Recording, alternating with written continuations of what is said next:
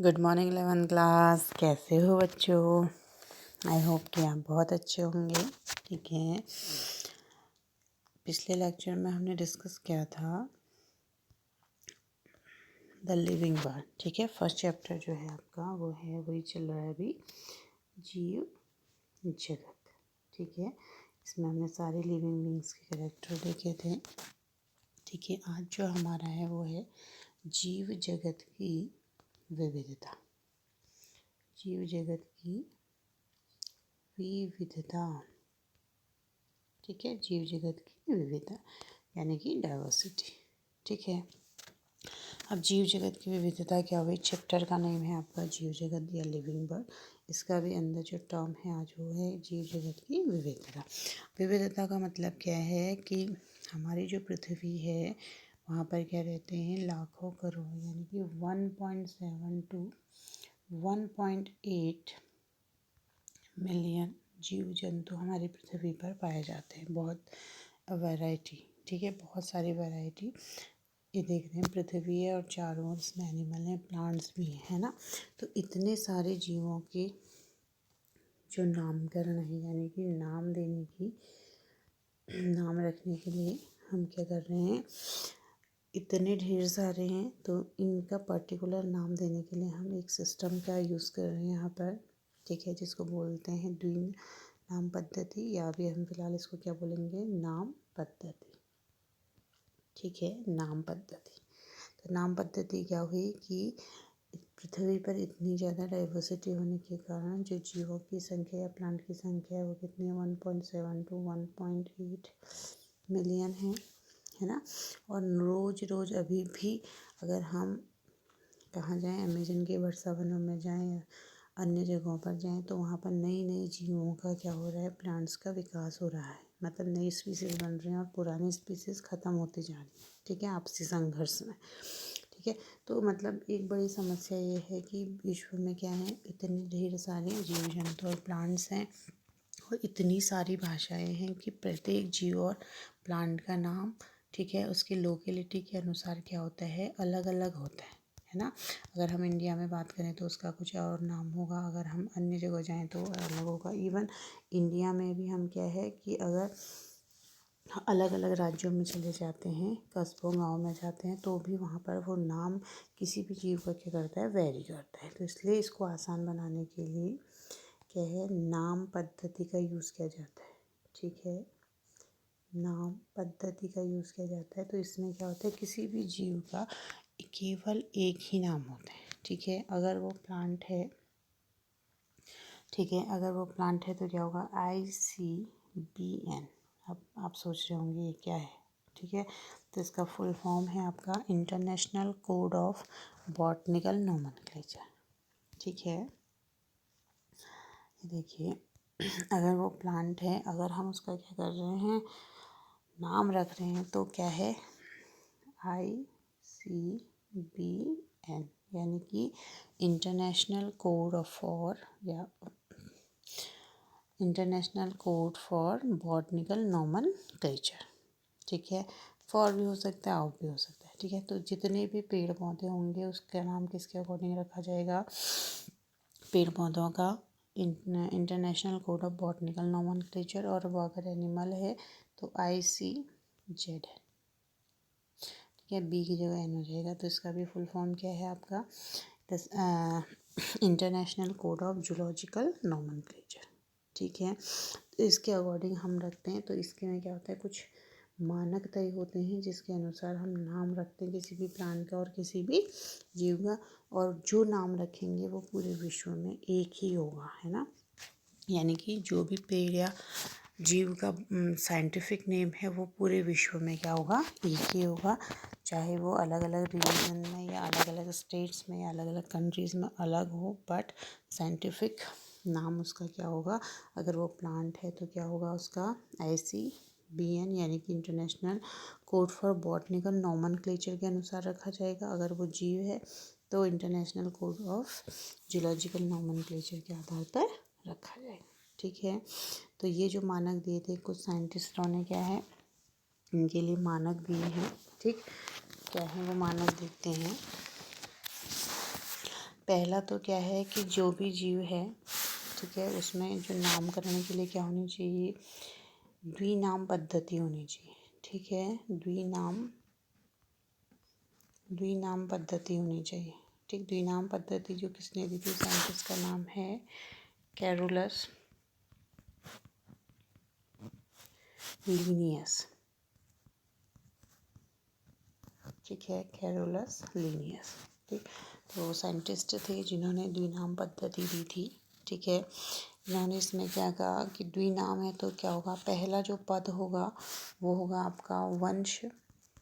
ठीक है, दूसरा जो टर्म होगा इसमें वो क्या होगा आपका जाति। ठीक, तो किसी भी जीव का नाम या किसी भी प्लांट का नाम हम किसके अकॉर्डिंग रखते हैं, द्विनाम पद्धति के अनुसार रखते हैं। द्विनाम पद्धति किसने दी थी, कैरोलस लीनियस ने दी थी। ठीक है, और इसमें दो टर्म होते हैं, वंश और जाति। ठीक, तो इसके आधार पर इसको रखा जाता है। ठीक है, ये है आपकी कैरोलस लीनियस, चित्र भी दिखा देते हैं आपको। ठीक है, कैरोलस लीनियस है। The scientific name is the compose to two parts, the genus name and the species name.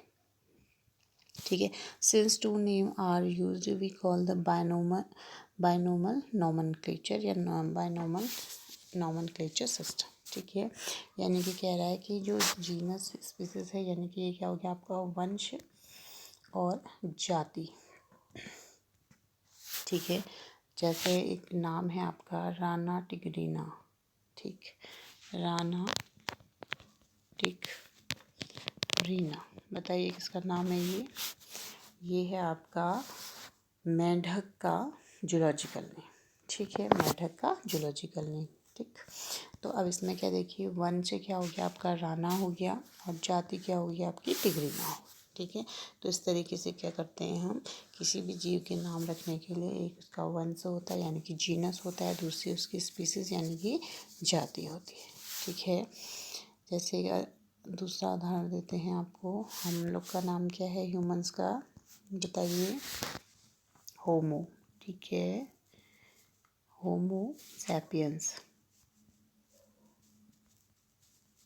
ठीक है, होमो सैपियंस। तो होमो इसमें क्या हो गया आपका जीनस हो गया यानी कि वंश हो गया, और स्पीसीज क्या हो गया आपकी सैपियंस हो गई। ठीक है, तो होमो क्या हो गया आपका वंश हो गया और स्पीसीज क्या हो गई आपकी जाति हो।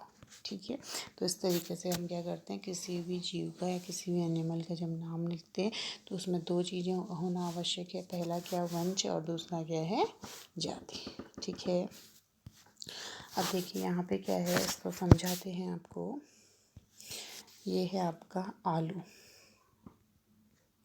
ठीक है, अब क्या हो गया कि जो इंग्लिश है उसमें आलू को क्या बोलते हैं बेटा, पोटैटो बोलते हैं। ठीक है, चाइना में इसको टूडो बोलते हैं, स्पेन में इसको पटाटा बोलते हैं। ठीक है, और पेटोटी बोलते हैं कहीं पर, और हमारे जो इंडिया का महाराष्ट्र है वहाँ पर बाटला बोलते हैं, बटाटा सॉरी। ठीक है, बटाटा बोलते हैं।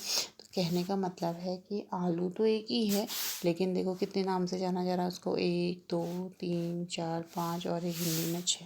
ठीक है, हो सकता है अन्य लैंग्वेजेस में और ज़्यादा हों। तो क्या है कि आलू तो एक ही स्पीसीज़ है ना, लेकिन नाम उसके क्या हैं, अलग अलग कंट्री या अलग अलग रीजन के हिसाब क्या है, अलग अलग हैं।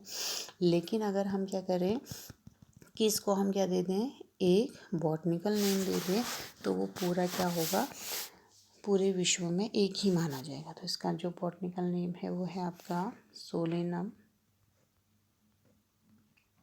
ठीक है, सोलेनम ट्यूबरसम।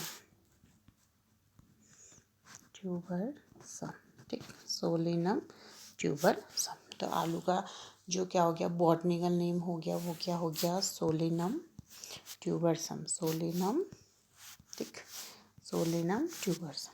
ठीक है, और अगर हम इसको हिंदी में देखेंगे तो क्या होगा, आलू हो गया, पोटैटो भी बोल सकते हैं, टूडो बोलते हैं चाइना में। ठीक है, स्पेन में पटाटा बोलते हैं, पेटेटी बोलते हैं, और बटाटा कहाँ बोलते हैं, महाराष्ट्र में बोलते हैं ना। तो चीज़ एक ही है, लेकिन इसको इतने तरीके से क्या है बोला जा रहा है। तो इसलिए हम क्या करेंगे कि नाम पद्धति के अनुसार इसका क्या करेंगे, नामकरण करेंगे। तो आलू का जो नामकरण हो गया पूरे विश्व के लिए वो क्या हो गया, सोलेनम ट्यूबरसम।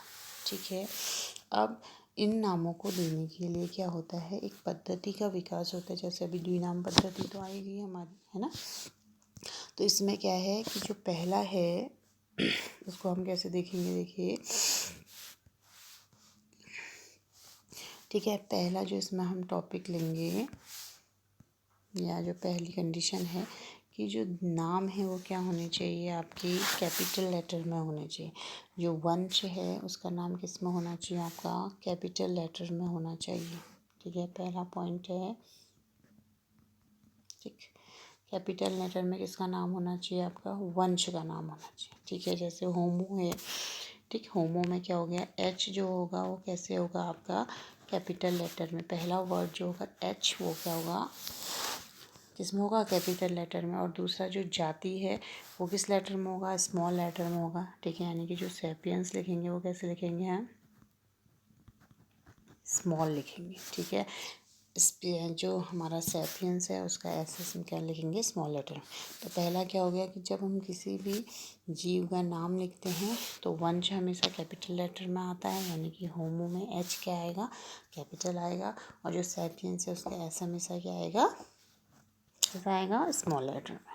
ठीक है, दूसरा क्या है कि अगर हम इसको क्या कर रहे हैं, कॉपी में लिख रहे हैं, कि अभी तो यहाँ पे लिखा हुआ है, अगर आप इसको कॉपी में लिखेंगे तो क्या होगा, होमो सैपियंस के नीचे आप क्या करेंगे, अंडरलाइन करेंगे। ठीक है, यानी कि जब भी हम इसको कॉपी में लिखेंगे किसी भी बॉटनिकल नेम को या किसी भी जूलॉजिकल नेम को, तो हम उसके नीचे क्या कर देंगे, अंडरलाइन कर देंगे। तो उससे पता चल जाएगा कि ये इसके वंश और क्या है, जाति है। ठीक है, 2 पॉइंट हो गए। तीसरा पॉइंट इसमें क्या है, देखिएगा कि जो नाम होते हैं वो हमेशा किस में होंगे, लैटिन भाषा में। ठीक है, तीसरा पॉइंट क्या है कि जो नाम होंगे वो क्या होंगे, आपके लैटिन भाषा में होंगे।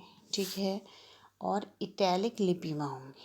ठीक है, क्या कहा मैंने कि जो नाम होंगे वो क्या होंगे, लैटिन भाषा में होंगे और लिखेंगे इनको इटालियन लिपि में, यानी कि तिरछे लिखेंगे। ठीक है, तो इसमें क्या होगा, लैटिन में ही क्यों, इंग्लिश में क्यों नहीं, फ्रेंच में क्यों नहीं, हिंदी में क्यों नहीं। ठीक है, तो लैटिन जो भाषा है वो क्या है, पूरी डेवलप्ड भाषा है, इसमें कोई भी चेंजेस नहीं होंगे, क्योंकि अभी भाषा क्या है का बहुत कम यूज़ या यूज़ की ही नहीं जाती है।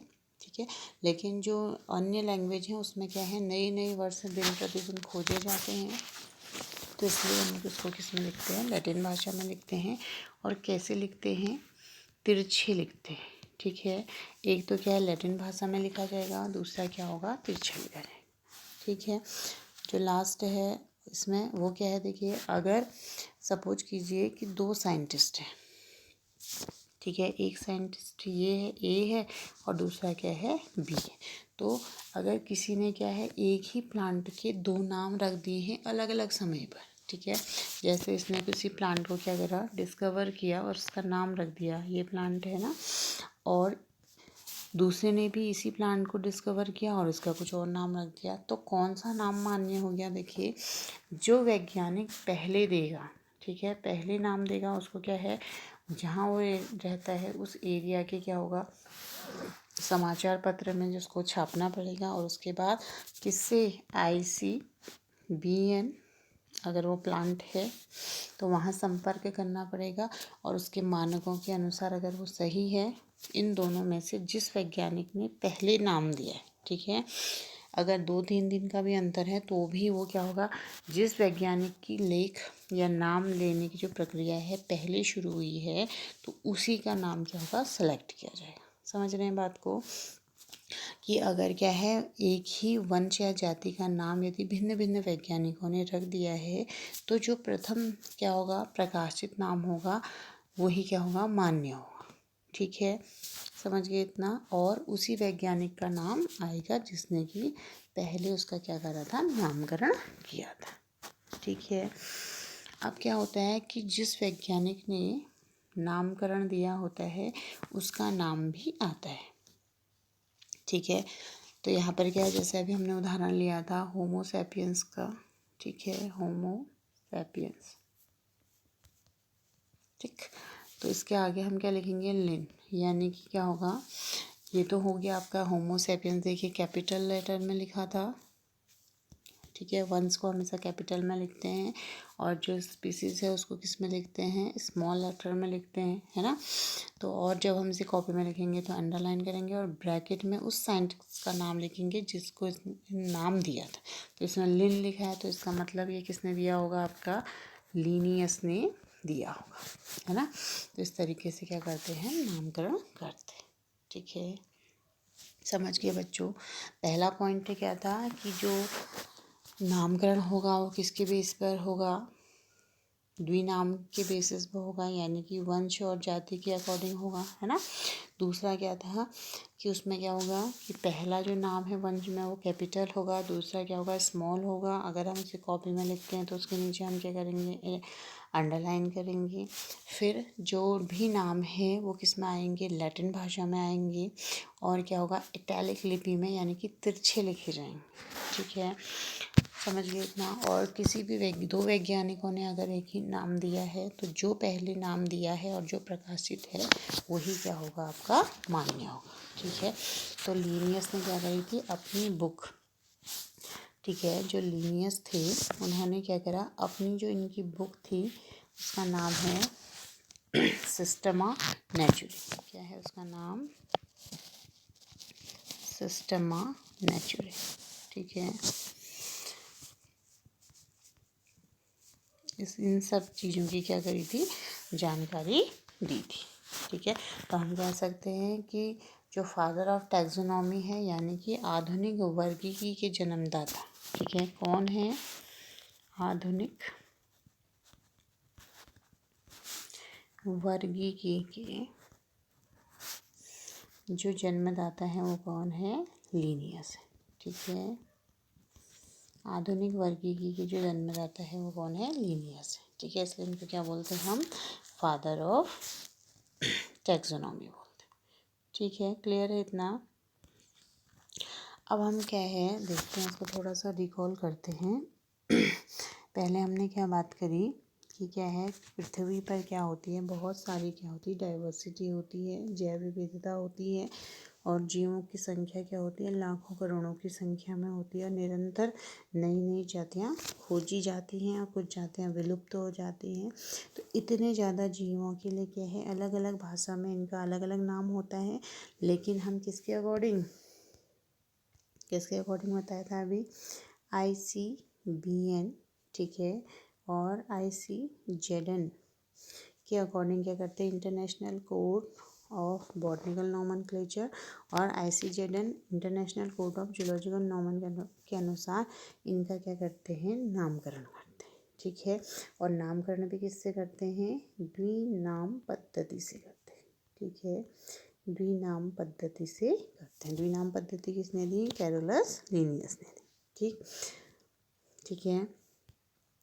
फिर हमने क्या कहा कि जो भी एक नाम होता है उसके अलग अलग नाम हो सकते हैं, लेकिन किसके अकॉर्डिंग, ICZN और ICBN के अकॉर्डिंग हम उसका एक ही नाम देंगे, साइंटिफिक नेम, और वो हर पूरे विश्व में क्या होगा, जाना जाएगा, ठीक है। ठीक, तो ये सारी चीज़ें हैं, इसको आप क्या करेंगे, कॉपी में लिख लेंगे, ठीक है। जीव की विविधता, ठीक। तो इसका आप क्या करेंगे, स्क्रीनशॉट ले लेंगे और इसके बारे में क्या लिखेंगे हम, यहाँ तक कि जहाँ तक आपको पढ़ाया गया है, ठीक, यहाँ तक, ठीक। तो इसको क्या करेंगे, आप अपनी कॉपी में उतार लेंगे। फिर कल हम नेक्स्ट टॉपिक पढ़ेंगे इसमें वर्गीकी, ठीक है, टैक्सोनॉमी यानी कि वर्गीकी पढ़ेंगे, ठीक है बच्चों। आज के लिए इतना ही, थैंक यू।